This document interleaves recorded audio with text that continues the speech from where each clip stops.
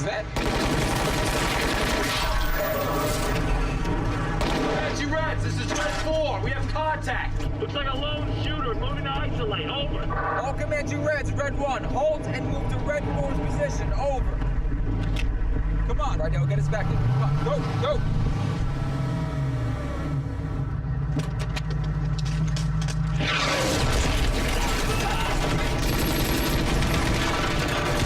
Kenny knows salsa. Oh, Kenny knows salsa. I see your feet, bro. These boys got rhythm. Can't hide that from you. Alrighty, folks, we are back on the Zoom with the cast of The Long Road Home. We've got Kenny Lou and Joey Lutzman. Welcome, boys. Yes, thank you for being here. Thank you. All right, let's sit down. 1, 2, 3. Wow. Oh, you got it? You guys got it? Are you okay over there? That was probably the best wah ever. I missed it. I got scared. I was like, That was great. Well, it's on camera, so you guys got it forever. Legendary. On YouTube, it'll live forever. I have a feeling that Kenny's already going to position himself as the funnest guest we've ever had. Joey, you're not far behind. Okay. I can only do it with him here. I can only do it with him here, though. Yeah, but I got a lot to follow. You'd be all quiet and shy if he wasn't next to you. Okay? That's true. Which is completely different from the tone of The Long Road Home. If you guys haven't watched it, it's on Nat Geo. And well, tell us a little bit about your experience doing this project. And it's a best-selling New York Times book by Martha Raddatz. So tell us about your experience on it. Yeah, go for it. Well, I mean, for me, I could definitely say it gave me a new look into military life and what they do and routines and going through the training that we did. It really showed me how much work they put in, and it was just so educational. That was something that a lot of the military advisors on set wanted us to, get through to us, is that this was a learning experience as well as a great show. They really wanted it to be educational for us. So you guys trained with real military personnel. We had a real boot camp, man. Oh, we had two Army Rangers. Yeah. Training us. For how long? For 2 weeks. 2 weeks. Oh my gosh. And So it was very quick, but- we were expecting them to be like boot camp. Oh no! When I But heard they were boot so camp, nice to us, Oh, and it was okay. scary.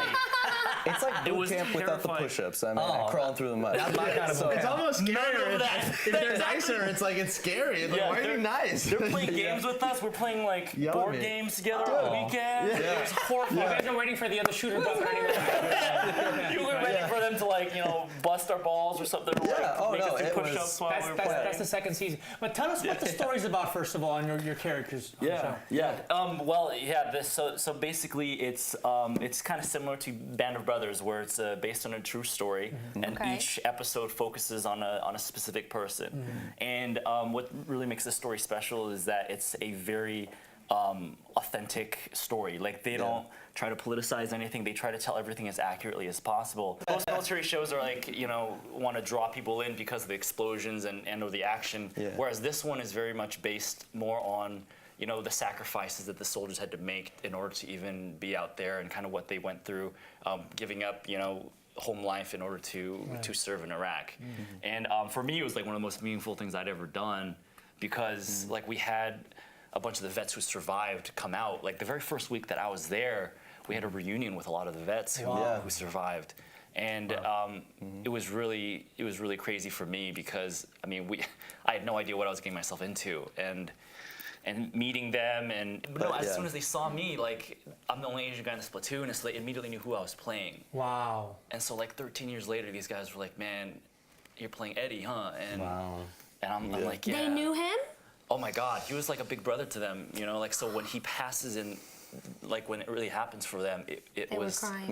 it was so tragic. I got to honestly, the hairs on my arm just stood up, because I'm picturing these men. They're going up to you. You're playing, and this was a real person. They're playing their friends. This has Eddie's name and date of and several of them do. Ben Hayhurst does also. Jeez. When I first met them, they were they walked up to me, and I still see this, tears just start streaming from their faces, and I'm like, "Whoa, what's going on?" And they were like, "Sorry, man, I'm going through a lot right now, because I knew Eddie very well." Wow. And it's also we wish they could have done more for him. Yeah. And they all had bracelets with his name on it still. Yeah. What about the character that you played? I play driver in Humvee number 1, Jonathan Rydell. I'm just a kid who's never seen battle before. Went through the training, A little nervous, if I'm not mistaken, right? So you're roughly 18 on the show, right? Yeah. Because I mean, you look young, so. And so I can relate to my character a lot too, because we come from smaller town backgrounds. My character comes from Oregon. I come from Ohio, so in a different part of the country, but same kind of parallel.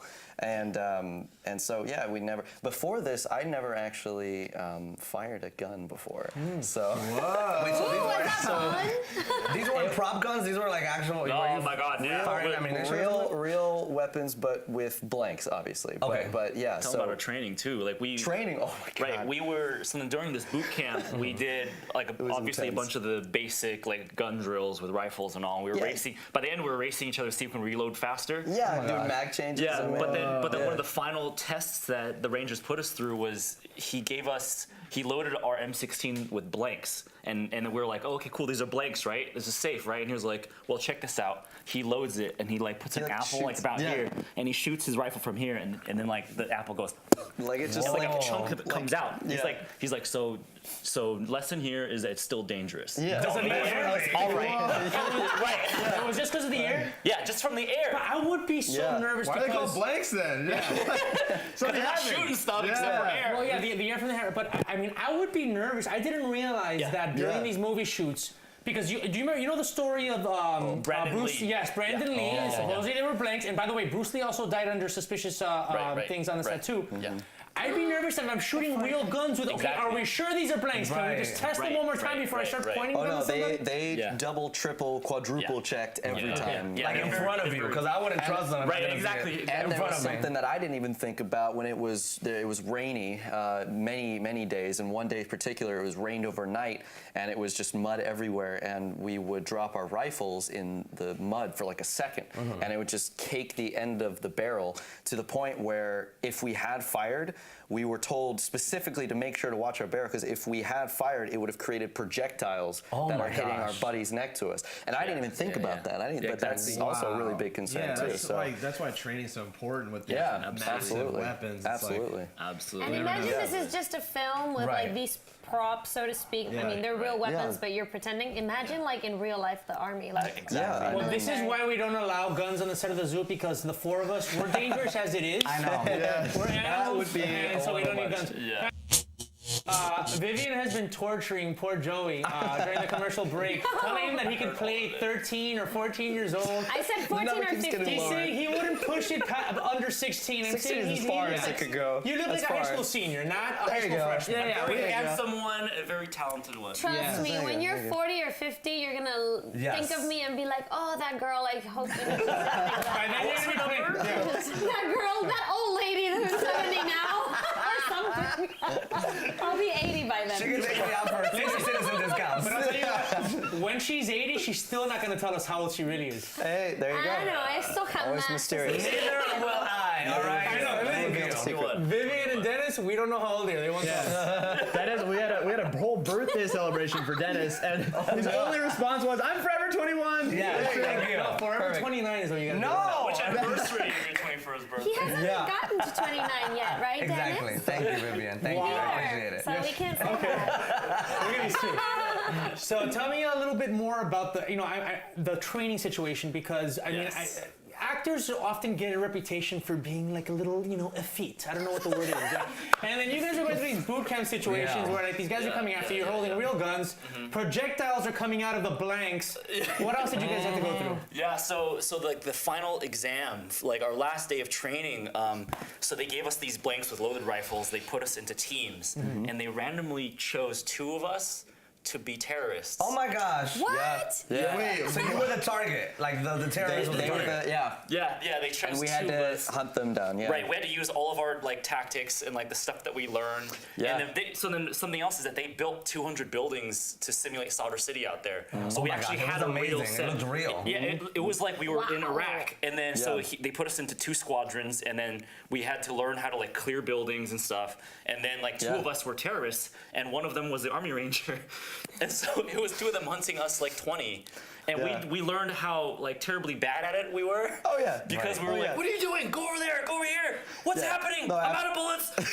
Yeah. Afterwards, Mike, our one of our rangers who was training us, he was like, "Yeah, I shot all of you guys in the back while you were running across the street." Like, Yeah. Wow. He was like somebody was like couched in the street and he just watching us like pass by. Got him. So basically, in real Iraq, you wouldn't have survived. No, absolutely not. I mean, in real training, we would have had 6 months of training. Yes, I mean, we had 2 weeks. But I was gonna take you guys out to play paintball with me and be on my team. I don't think I want to take you guys on the team anymore. Different. It's different. That's different. First, like if it's 2 of us, it's a little bit easier than if it were 20 of us. You guys have a lot of guys to keep track of. Yeah. Because we had to like move as a squad. You don't leave anybody behind, right? And cover your back all the time. And all that stuff. And communication with 20 people is insane, I'm sure. Absolutely. That was what It's was insane really on the shows. It's gonna be insane. Yeah, and that's kind of what actually that was really smart on the Rangers' parts because they taught us that. That was kind of a part of their lesson, which was you kind of figure that out as you get attacked.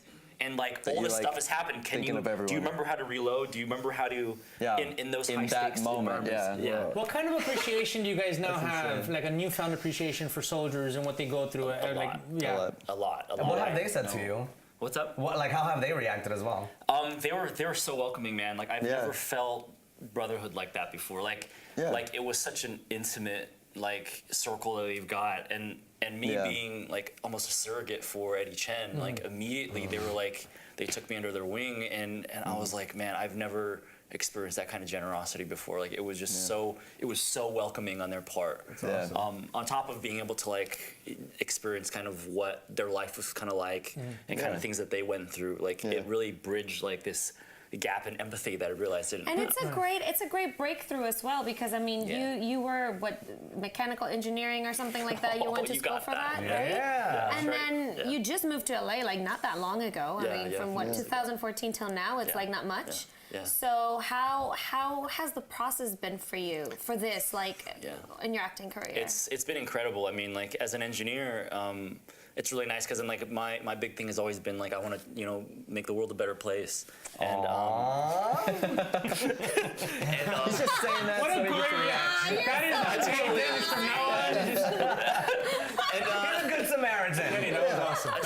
I try to be a good person, and it's just such a different way of doing it, Like whereas before I'm kind of like building companies and like building things. Like here it's kind of you get to experience what it's like to tell stories that are meaningful to people, and that was something that I really felt on the long road home was that like I felt like I was able to help these guys get their story out there. Yeah. But ever since you were studying engineering, you were thinking about becoming an actor, or was this just like out of the blue? I went to business school and then I graduated and everything, and then I started my acting career. So that's why I'm asking, like when that transition was. Yeah, I'm sure you relate to this, but it's never like a sudden thing. Yeah, you always had it. Yeah, you kind of always had it in your brain, but then you kind of had to prove it to yourself first, and it took you several years to realize that hey, I can support myself doing this. Yeah. And so it was like a very gradual shift. I was an actor in the Bay Area where I'm from for about 4 years before I was like, you know what? I can do this thing for real now and move down to LA. Okay, and now you're gonna stay here. That's the plan. Oh yeah. When I moved, I was like, that's for sure. And you started super young, I guess, younger. You're still a fetus. When you were a baby. Back to the young jokes.